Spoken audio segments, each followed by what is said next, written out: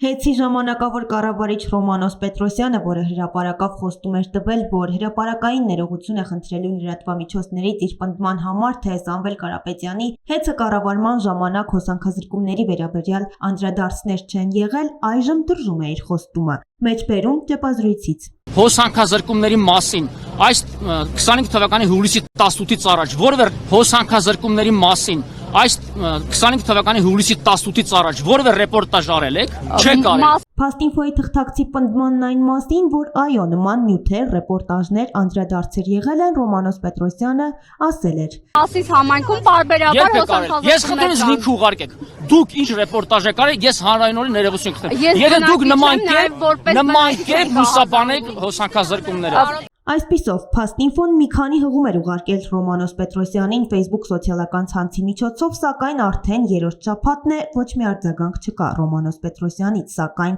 հետաքրքրականն այն է, որ վերջինս իր Facebook-յան էջում բավականին ակտիվ է եւ հաճախակի կիսվում է Նիկոլ Փաշինյանի գրառումներով։ Ռոմանոս Պետրոսյանը, որը վստահ է, թե հեծն այսօր ծառայում է ժողովրդին, նույնիսկ ամանորին չէր կարողացել պատշաճ ծառայություն ապահովել ու հարյուրավոր բաժանորդների թողել էր ցրտի ու մթության մեջ։ Իսկ խոստում պահելն էլ այս իշխանությունների համար պարզվում է ընդունելի չէ, քանզի իրենց համար ընկալելի չէ, ինչ ասել է տղամարդու խոսք։